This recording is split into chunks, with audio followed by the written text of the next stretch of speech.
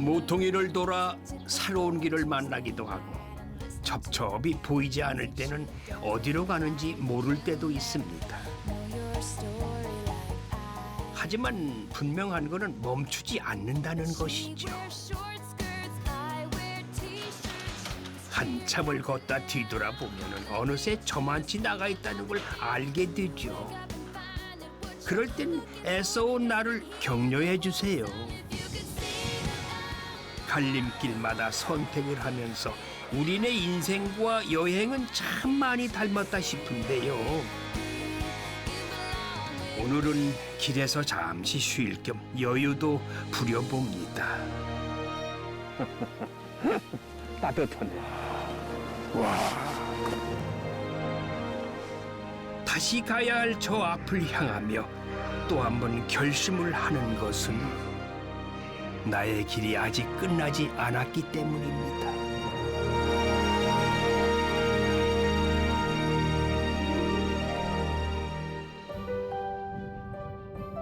한양 가는 골목인 이 삼남대로의 분기점, 모든 길이 통하던 천안 삼거리는 길 따라 문화와 문물이 모여들어 번성했던 길이었는데 지금은 휴식처가 되었습니다. 야, 봄바람이 살랑살랑. 이제 초여름바람 같다. 안녕하십니까. 테마기행 길 떠나는 최주봉입니다. 자, 남쪽으로 가면 경상도, 서쪽으로 가면 전라도, 북쪽으로 가면 서울로 가는 길인데, 자, 삼남대로의 분기점인 이곳 천안 삼거리 능수보들 밑에 제가 나와 있습니다. 자, 이곳은요, 자, 그 옛날에 한양으로 과거 시험 보러 올라가는 사람들이 다 이곳을 꼭 거쳐 가야만 했던 길이라고 합니다. 그런데 이게 무슨 소리죠? 어디서 흥타령이 들리네. 천안 삼거리 능수야 퍼드라 제멋에 겨워서 아, 천안은 정말 흥이 넘치는 곳이면서 낭만이 느껴지는 곳이네요. 자, 모든 길이 통한다는 천안. 그 천안에서 여러분들과 함께 그 길을 떠납니다. 함께 가보시죠. 렛츠 고!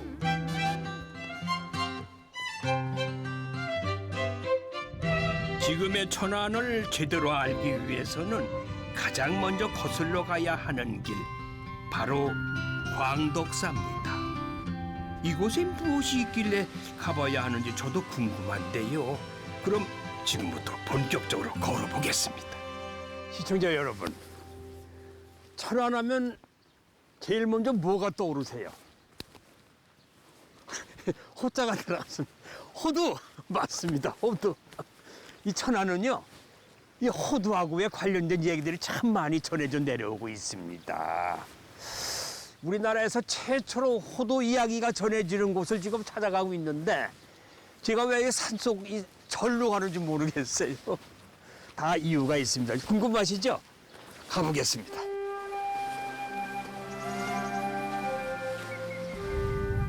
이곳 광덕사는 신라시대 지어진 1500년 된 고찰로 임진왜란 때까지만 해도 경기도와 충청도에서 가장 큰 사찰이었답니다.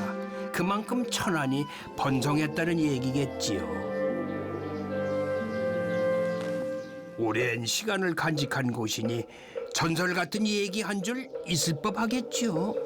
오늘 제가 찾아온 이유요, 단 한 가지예요.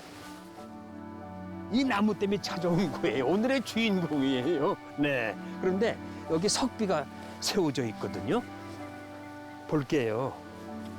아하, 유청신 선생 호도 희식지. 우리나라에서 맨 처음 이 양반이 호도나무 가져서 여기가 심었던 장소, 희식지. 이야, 어마어마하네요. 네. 양쪽 칼라가를 쫙 벌어져가지고, 이야, 아주 완전 고목인데 이게 수령이 400년이래요, 400년. 네. 이 나무는 700년 전에 고려 사신 유청신 선생이 원나라에서 가져왔던 나무의 그 후손인데요. 우리나라에서 가장 오래된 이 호두나무이자 천연 기념물이 되었습니다. 이 높이가 20m가 넘고 이 둘레가요. 와, 이건 4m가 된대. 둘레가 4m. 수령이 400년 된 호두나무. 야, 오늘의 주인공. 야, 대단하나요.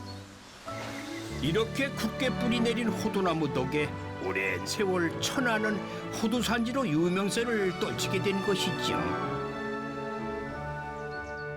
자, 이제 지금까지 호두에 관한 인연을 들었으니까요. 더 궁금해지는데요. 자, 그럼 지금부터 직접 호두를 만나보러 가겠습니다. 가시죠. 천안은 이 곳곳에 호두와 연관된 것들이 많지만은 생활 속에서도 호두가 이용된다고 해서 찾아가 봤어요. 안녕하세요, 사장님. 네, 아이고 반갑습니다. 네. 나는 호두를 보러 왔거든요. 근데 네네. 호두 아니라 뭐 호두 잔챙이만 잔뜩 있어. 이게 그래 뭐예요? 호두 이제 큰 거는 상품으로 다 팔잖아요. 네. 그래서 파니까 이거는 까기에는 인건비가 더 많이 드는 거예요. 그러니까 자녀 호두, 잉여 농산물. 그 호두 이게 아까 그 시베지에서 있던 그의 새끼예요. 그 걔네들 종자. 천안 호두에. 그러니까 이게 어머나. 작아요. 그래서. 광덕사? 네네네네. 이거 광도 호두고요. 이게 광도 호두고 이걸 가지고 저희가 이제 이렇게 이 키링도 이렇게 만들고요. 예. 자, 이제 이렇게 바늘방석 이것도 이런 거. 아, 이거는 이제 이게 예쁘다. 체막석으로 쓸 수도 있고요. 그다음에 저렇게 이제 여러 가지 상품들을 브로치도 만들고 있고요. 이렇게. 그래서 작은 호두를 반을 잘라서 이렇게 넣어가지고 이렇게 아, 그러네요. 아이고, 야. 이 천들이 그 껍질에서 나오는 거예요. 이 껍질에서 염색을 하는 거예요. 껍질에서 네, 표피 가지고. 표피, 예, 버려지는 거잖아요. 그렇죠. 그 버리는 네, 거도 네네, 되게. 네네. 그 버려지는 농산물을 저희가 재활용하는 야. 리사이클이라고 보셔도 되죠. 그렇죠. 네네. 야, 이거 재주가 대단하시네. 고맙습니다. 26년간 전통 염색을 해온 이은하 명인은 특히 이 호두 껍질을 이용해서 다양한 색을 만들어내는 염색 기법을 연구해 왔는데요. 특히 호두를 이용한 소품은 지역 특색도 살리고 앙증맞은 모습의 인기가 많다고 합니다. 이 모든 색이 호두에서 나왔다니 더 알고 싶어지네요. 이게 뭐야? 무슨 껍질이야? 호두 껍질이요. 그 호두 말린 거 있죠. 매피. 바깥에 있는 거. 표피. 그거를 이제 말렸다가 네. 가을에 말렸다가 이제 끓인 거예요. 아, 말다 끓인다. 네. 끓이면 한 2시간 정도 끓이면 이렇게 오. 색깔이 나오죠. 그리고 자연 그대로 색이. 네네네. 예, 이렇게 해서 이제 이렇게 받치셔서 하시면 이 호두 껍질은 뭐 알맹이 빼먹고 껍질도만 빼먹고 이 표피 이것도 버릴 게 없네요. 예, 예. 어? 옛날에는 이제 몰라서 버렸는데 다 버렸죠 그때는. 의료기센터에 다니는 공무원 선생님이 손에 많이 묻으니까 염색이 잘 될 것 같은 거예요. 아, 그래서 저한테 의뢰해 주신 게 20 몇 년 전에 한번 해보자. 한번 해보자. 예, 예. 물을 들이는 과정은 그야말로 정성이 반인데요. 이제야 얼룩이 안 생긴답니다. 자, 여기 앉으셔서 이렇게 움직이시면 돼요. 이렇게 한 20분 정도? 그래야 이제 속이 배가. 네네네. 다 속까지. 네. 야, 이게 뭐 쉬운 일 아니구만. 네. 이걸 수십 년 해오셨단 말이야? 저 좋아서 하는 일이에요. 좋아서 하는 그렇지. 거 하는 거지. 아이고, 그래도 대단하시네. 예? 재밌어요. 기대돼요. 그러니까 무슨 색깔이 나올까? 네네. 똑같은 색이지만 똑같은 색은 절대 없어요. 그러니까 이제 기대가 되죠. 그렇겠네요. 네. 계절 따라 기온 습도에 따라 같은 염색이라도 색이 다르다니 내가 만난 색도 인연이구나 싶습니다. 이게 백반이에요. 아, 백반. 백반. 봉수화물 될 때 넣었던 거예요. 그래서 조금만 넣으시고요. 봉수화물. 네네. 이렇게 해서 요걸 녹을 때까지 저어주세요. 선생님. 요거를? 아, 요것도 다른 거구나. 네, 요거는 이제 철매염이라고 그래서 녹슨 못에다가 식초를 넣어서 녹슨 못? 예, 그러면 이제 그 산화되는 거죠. 근데 그거를 쓸 수 없으니까 산화. 이제 이렇게 돼서 이제 화학 제품 저희가 쓸 수밖에 없어서. 색을 고착시키는 매염제에 따라서 나오는 색도 천차만별이네요. 그러니까 명반했을 때는 자기 색깔 별로 변하지 않아요. 아, 예. 그래서 이제 색이 변해 여기는. 시간이 흐를수록 색깔이 변하는 거죠? 더 탁해지죠. 탁해지잖아. 생각보다 그 까만 물에서 나오는 색보다는 약하죠? 골고루 색이 퍼지게 털고 말리기만 하면 염색 완료. 제가 만든 실크 스카프 어떻습니까? 같은 염료인데도 다른 색이 나오니 그저 신기하네요. 고생하셨습니다, 선생님. 그대로.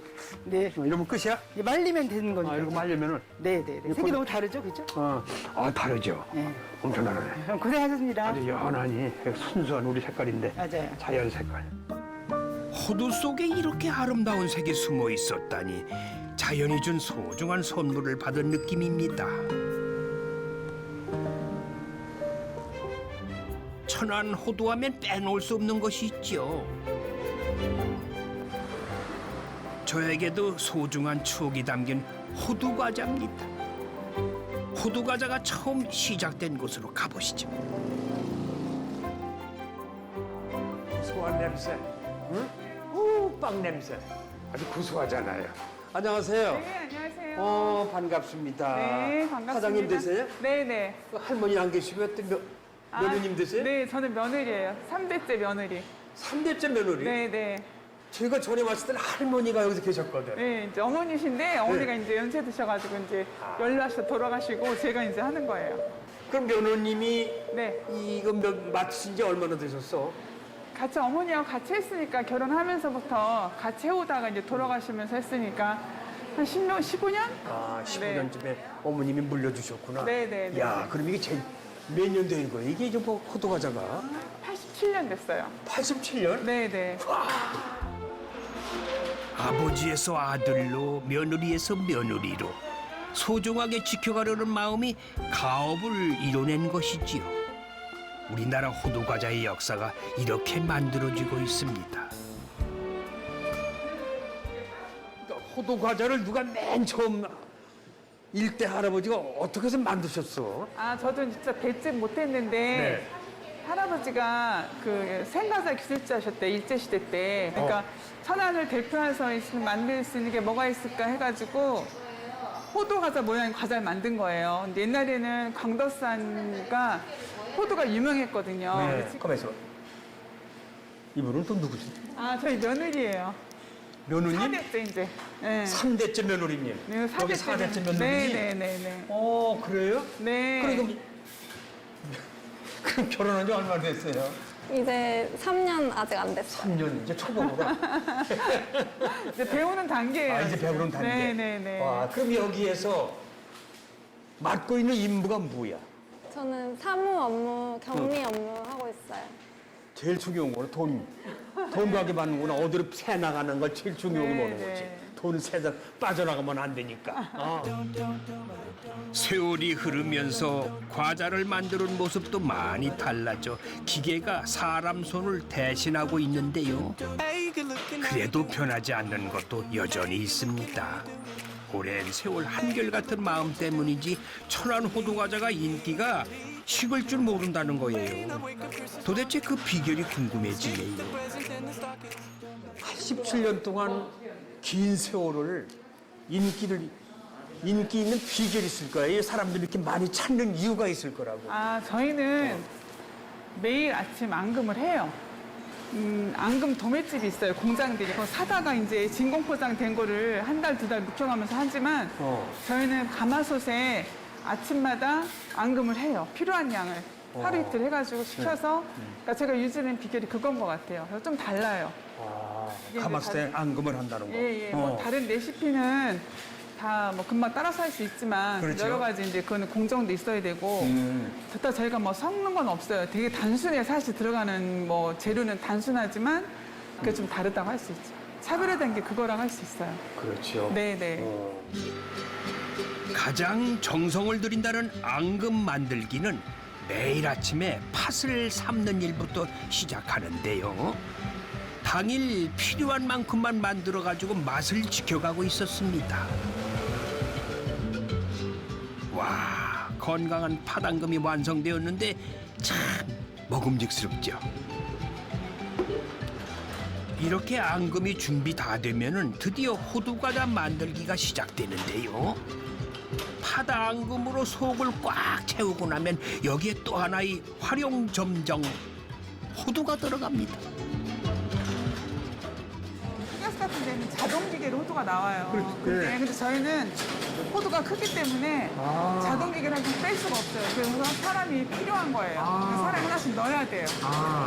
호두만큼은 일일이 다 집어넣는군요. 네, 그래야 더 큰 호두가 들어갈 수가 있어요. 그렇지, 호두가 네, 더 큰 호두가 네, 들어갈 수 네, 있다. 네. 그래서 더 맛이 더 2배가 되는 것 같아. 네. 다른 호두 과자보다요.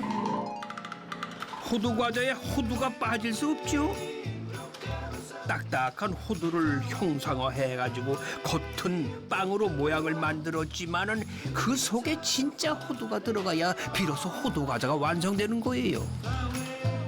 많은 사람들이 그 요즘 새로 시작하는 이런 빵하고 그냥 비교를 많이 할 거예요. 그렇죠. 옛날 맛, 지금 맛. 어떻게 보면 옛날 그대로니까 네. 저희 집 같은 경우는 좀 매력이 없을 수도 있는데 또 그게 매력이 돼서 찾는 그렇지. 젊은 층들이 많은 것 같아요. 예. 그러니까 저희가 4대인 것처럼 손님도 4대 손님이 있어요. 손님도 2대, 3대 손님이 있어서 이제 아기 때 아빠 손 붙잡고 노는 학생들이 지금 성인이 돼서 아, 옛날에 이렇게 먹었었어요 하고 오시는 분들이 많이 있어요. 변하지 않는 맛, 네네. 예, 정성과 네, 그런 네. 명성이 굉장히 녹아 있는 거죠. 네.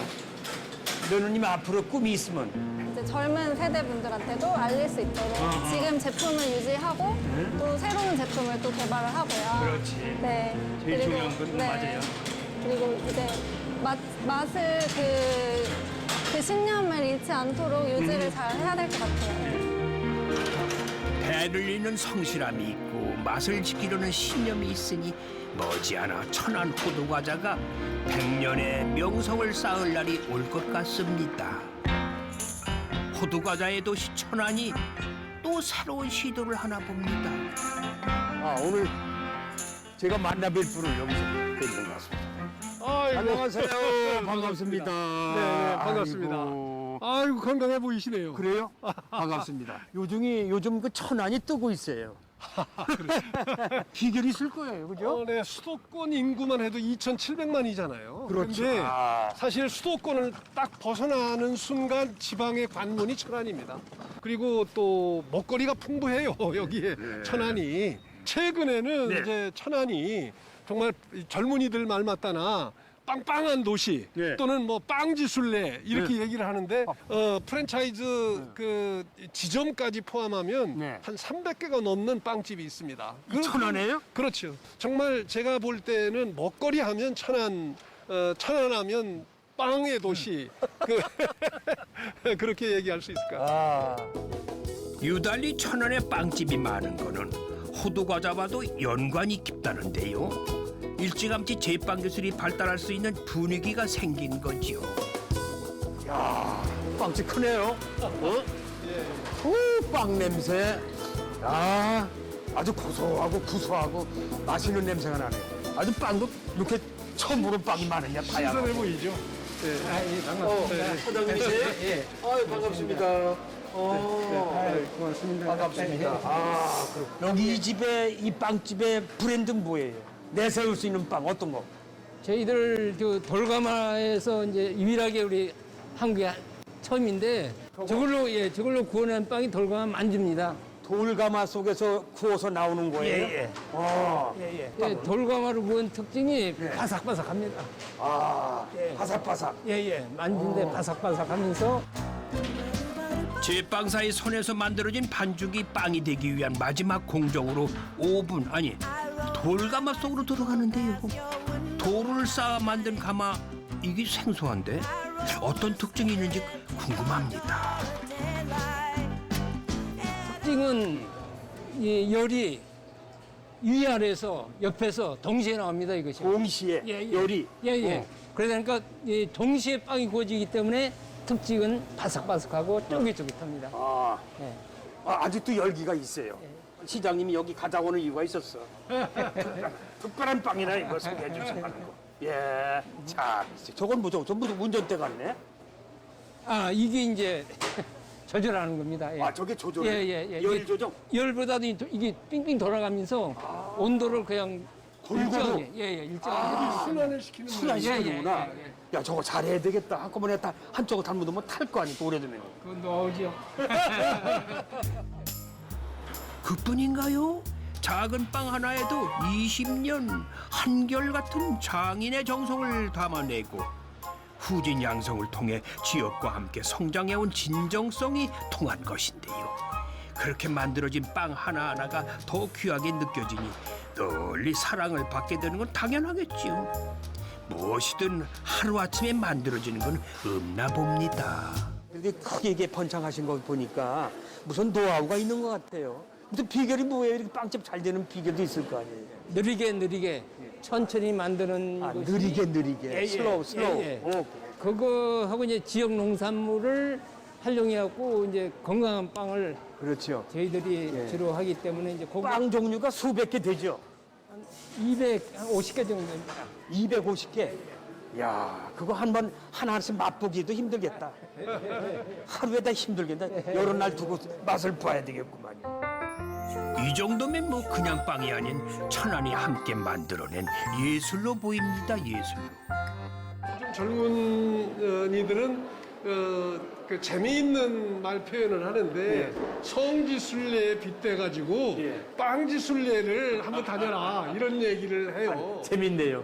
빵지 순례. 그렇습니다. 네. 그래서 천안 그런 기획 빵집이 많으니까 한 번씩 이렇게 둘러보시는 완전히 한번 뭐 외국에 온 그런 기분이라서 그렇습니다. 그 동반해서 오고 싶은 그런 마음이 드네요. 자, 시장님. 네네. 마지막으로 한 가지 더 여쭙게요. 네네. 천안에 왔으니까 이왕에 네. 어디 또 제가 가야 할 곳, 특별한 곳이 있나요?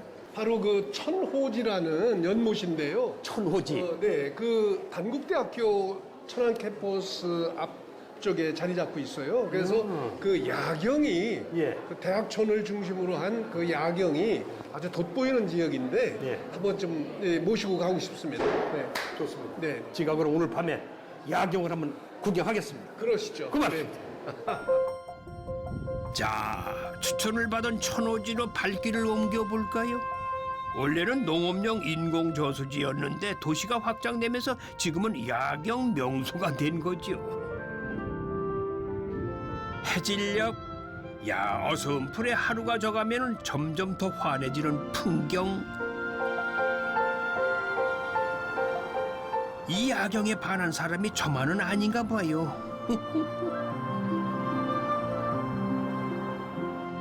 와, 참 좋네요. 여기가 바로 천안의 명소 천호지 단대호수입니다. 예, 여기 산책길은요 천안 시민들이 엄청 애호하는 길이고 또 젊은이들이 쌍쌍이 디투하는 길이고 네, 아주 안전하기도 하고 아름다운 길입니다. 그 길을 제가 지금 걷고 있습니다. 운동 겸 산책 겸 꽤 많은 사람들이 찾는 곳인데요.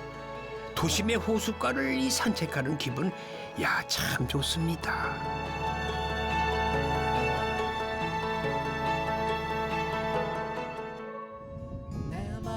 천안에서 맞는 상쾌한 아침에 미나리길로 향해 봅니다. 요즘 미나리가 대세지요. 야, 좁고 허름한 골목길이 작고 걷고 싶어지는 길이 됐네요. 꽃이 폈어요 내 마음엔 꽃이 폈어요 아, 이곳은 옛날에 실개천이 흐르고 이곳에 미나리 단지가 있어서 그래서 미나리 밭길이라고 부르는 모양이에요.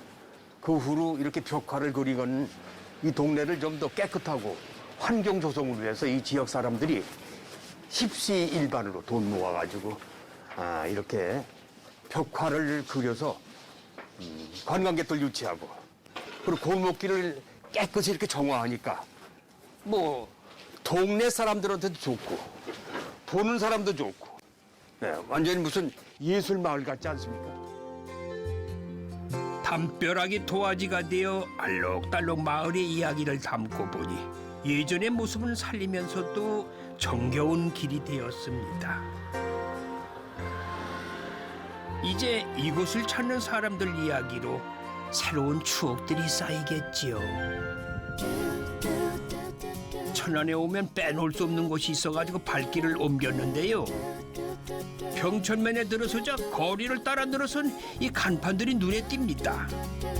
전국에서 사람들이 일부러 찾아와 먹는 곳, 바로 평촌 순대거리입니다. 물론 곳곳에 참 순대집이 많은데요. 다 식당마다 개성이 있고 음식 맛이 다 다르다고 합니다. 그래서 어느 집을 들어갈까 하다가 이 집이 맛있을 것 같아요. 이 집을 한번 택했습니다. 들어가 보겠습니다. 국민에서 서민까지 여러 수식어가 붙는 순댓국밥은 그만큼 친숙한 음식인데요. 순댓국밥을 먹으러 먼 길 마다 않고 오시는 분들이 많긴 많네요. 평촌에 오면 가게마다 차별화된 다양한 순대가 있고 깊은 맛을 제대로 볼 수 있어가지고 지나가는 길엔 꼭 들리는 방문지랍니다. 순댓국밥은 누구나 좋아하는 외식 메뉴인데요. 물론 저도 좋아해요. 자, 기대가 되는데요. 뭐부터 맛을 봐야 돼요? 양념을 다 하셔서 그 옆에 이제 깻가루도 넣으시고 새우젓도 간하시고 네. 그렇구나. 이제 새우젓이 싫으시면 네. 소금 간을 하시고 새우젓도 괜찮아요. 네 이거는 순대국밥이니까 새우젓이 그렇죠. 국밥이 맞아요. 그래서 그만 맞겠죠. 네네. 그리고 이제 얼큰한 거 좋아하시면 청양고추 쓰는 것도 넣으시고. 예, 그렇죠. 좀 청양고추도 이렇게 집어넣는 게 얼큰한 거 좋아하시고 제가 또 얼큰한 거 좋아하거든요. 네, 이렇게 해서 매운게 좀 먹는 것도 다대기도 여기 있으시고. 제가 다대기는 잘 안 먹어요. 네. 매운 거 좀 좋아해요. 네네네. 자, 그럼 시식을 좀 해보겠습니다. 취향대로 다 드시니. 아주 국물이 진한데 딱 한 입 들어가니까 진해요. 야채하고 이제 같이 들어갑니다. 일단은 국물이 진해 참 좋네요. 구수한. 이게 돼지 무릎뼈 사골. 사골로 구는 거예요.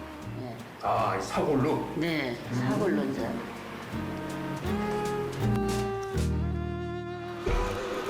사골이 면역력과 원기 회복에 좋다잖아요. 뿌옇게 우려낸 사골 국물이 제 눈에는 보약처럼 보입니다.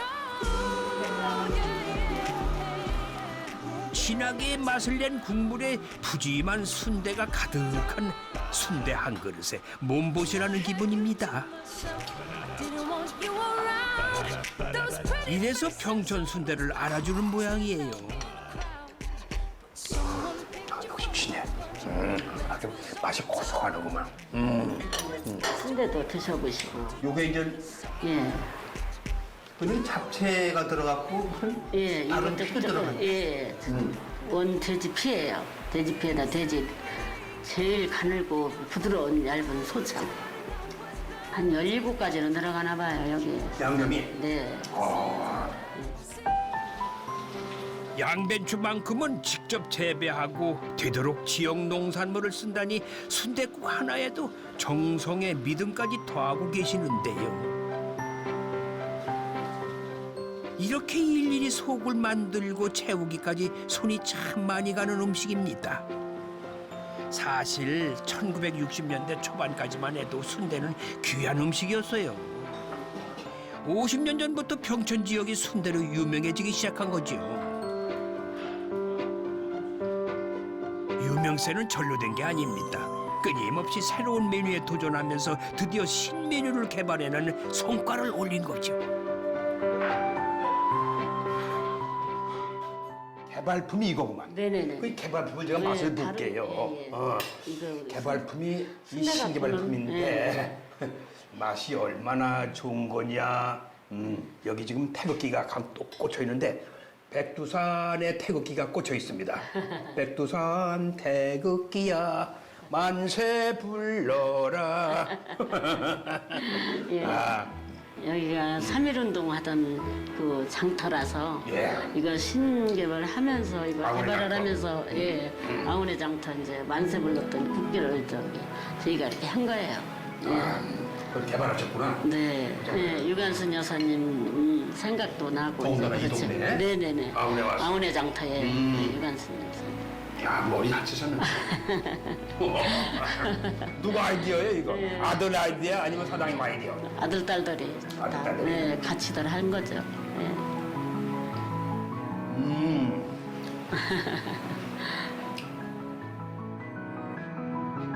전국 향토 음식 대회에서 은상을 받은 메뉴랍니다.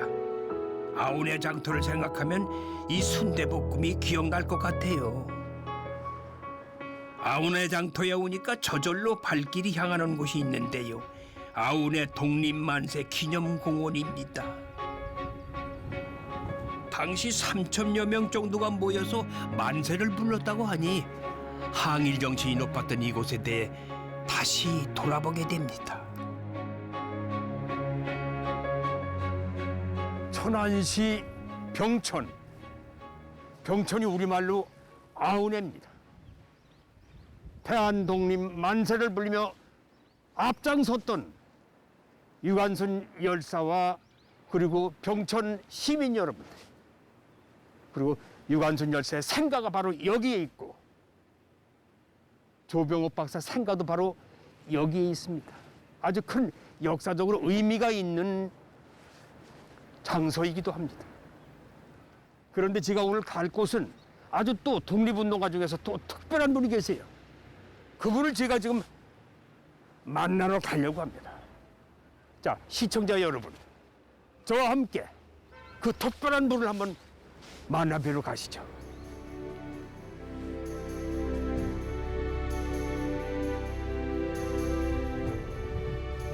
천안 목천면에 위치한 서고 이동영 선생의 생가지를 와보니 선생을 기리는 기념관이 조성돼 있네요.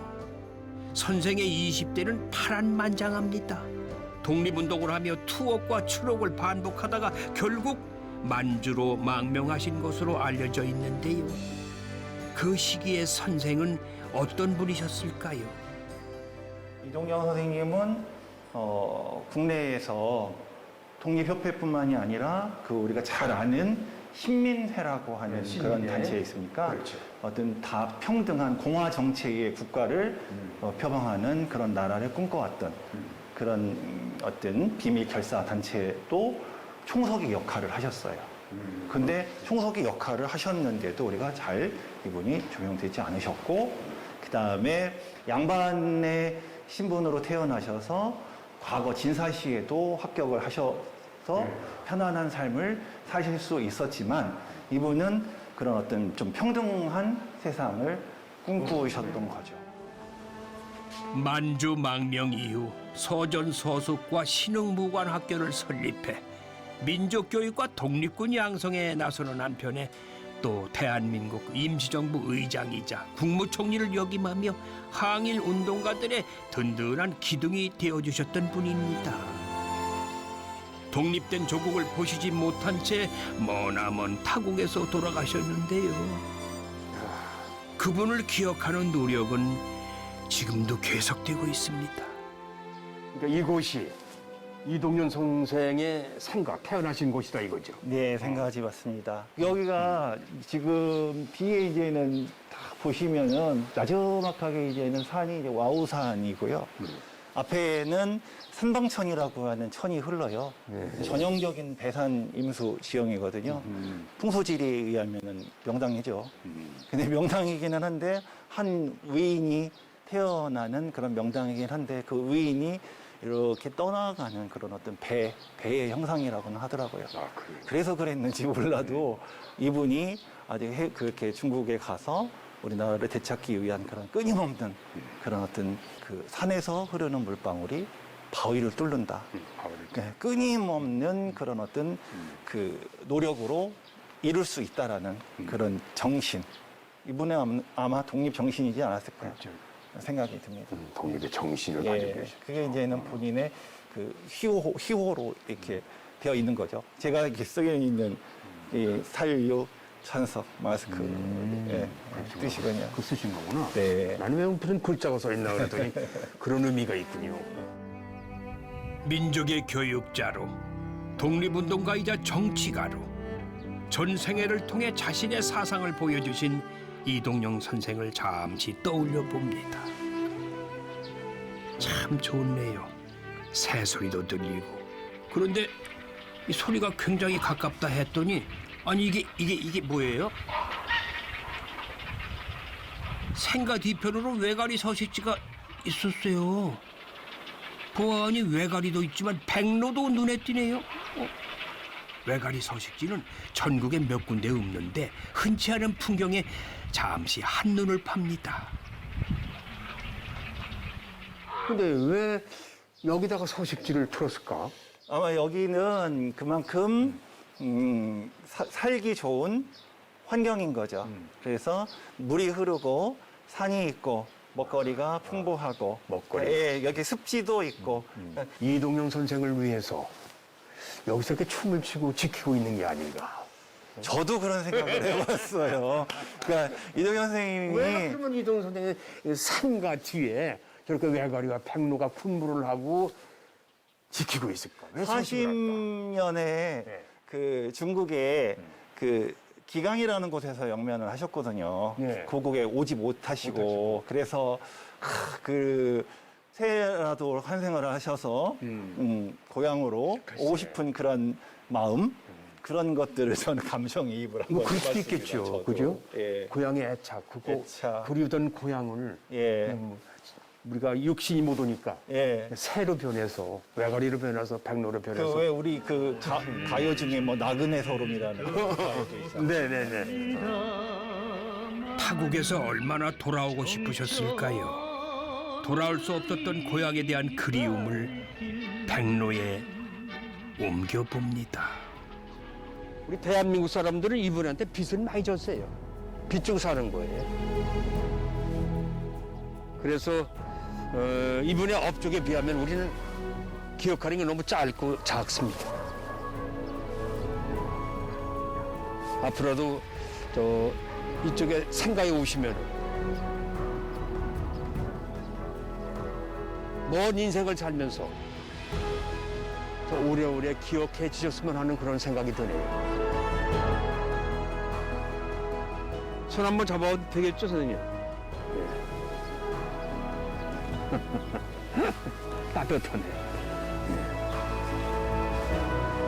제가 손 만지니까 저 뒤에 외가리하고 백로가 막 막 뭐라고 하네. 왁왁왁 그러면서. 해보세요. 한 마리가. 와. 창공을 하면 이렇게 도네. 그래, 자유로운 대한민국의 하늘을 홀홀 나르렴.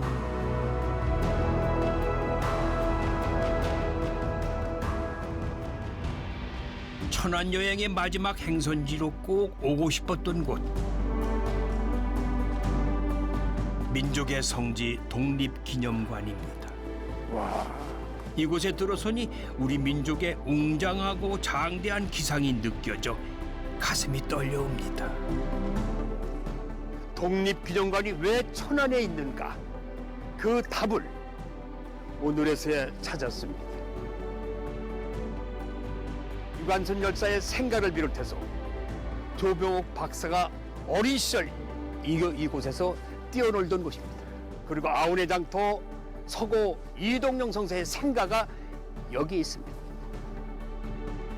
나라를 지키려고 했던 강한 힘, 그 힘이 바로 천안에 있습니다.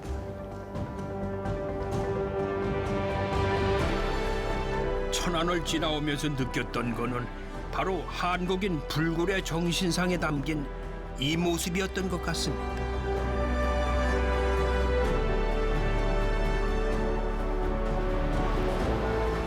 무엇이든 시작이 있는 법이지요. 우리 민족이 견뎌야만 했던 36년간의 시련이 어떻게 시작되고 진행되었는지 분명하게 알아야 하는 것도 우리의 몫입니다.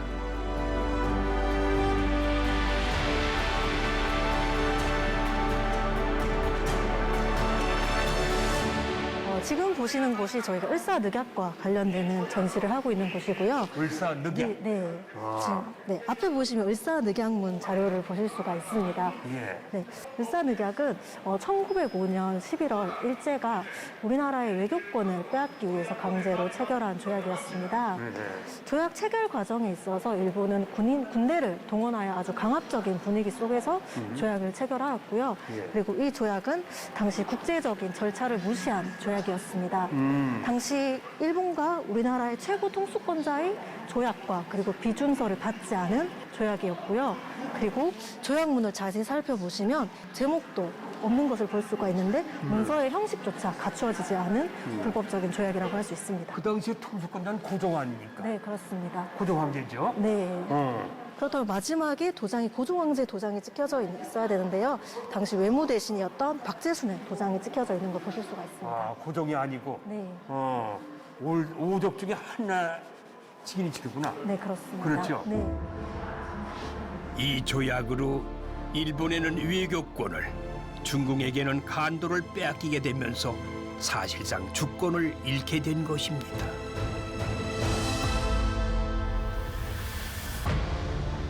그리고 곳곳에서 민중의 저항이 시작됩니다. 의병이 봉기하고 독립수사들이 나타나고 민족의 순환이 시작된 것이죠.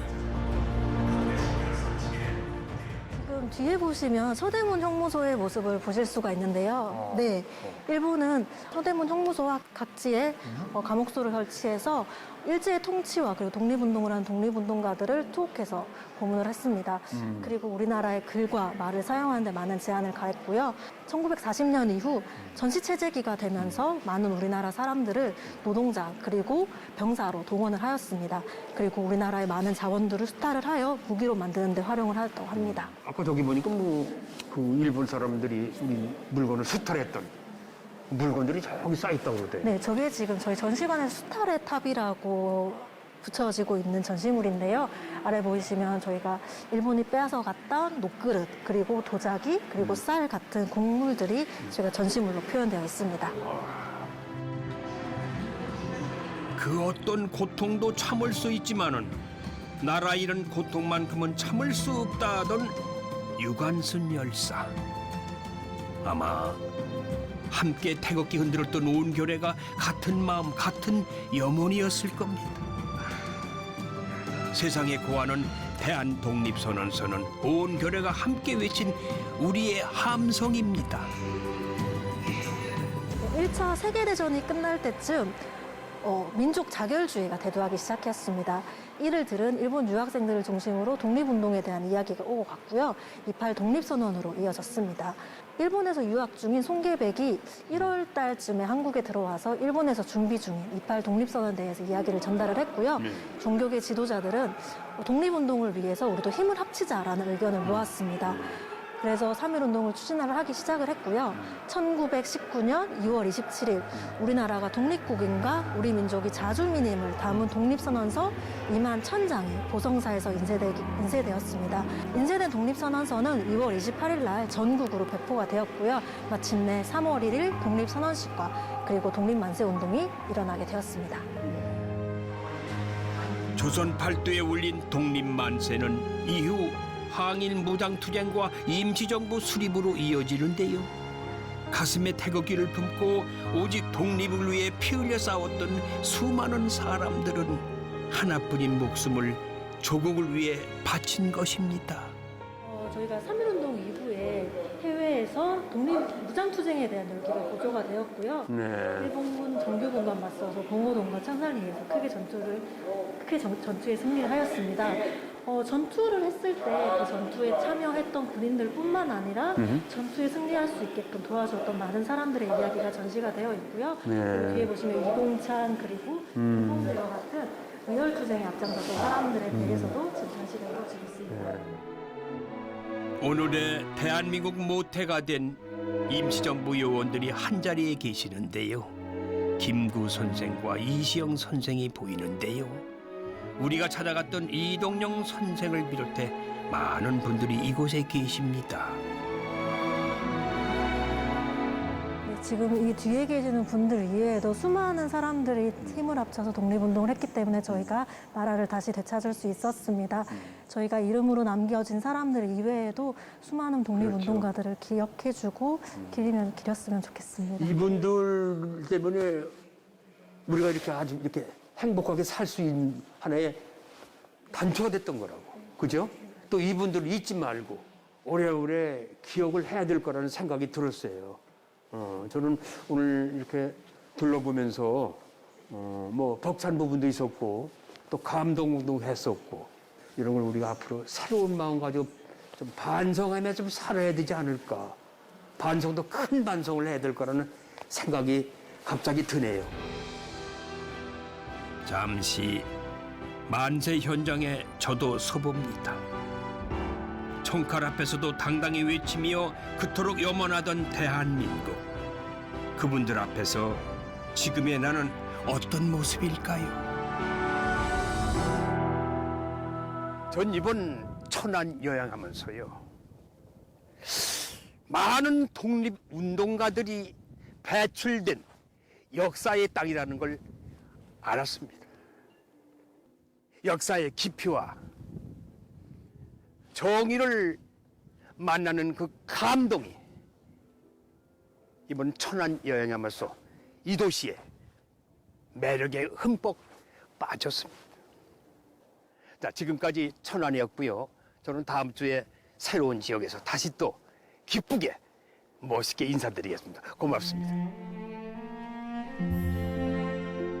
삼남의 분기점 천안은 이름 그대로 하늘 아래 가장 편안한 곳인가 봅니다. 뿌리 내리고자 하면 알알이 열매를 맺을 수 있고 나름의 세상을 넓혀가며 자신의 색을 펼칠 수 있으니 말입니다. 새로운 길을 향한 아낌없는 응원도 보냅니다. 원래보다 한 차원 달라지려는 노력과 흐르는 물이 바위를 뚫듯 반드시 이루리라는 굳은 신념은 세상을 바꿔가는 우리의 약속이 됩니다. 그렇게 미래를 만들어 가는 곳 천안이었습니다.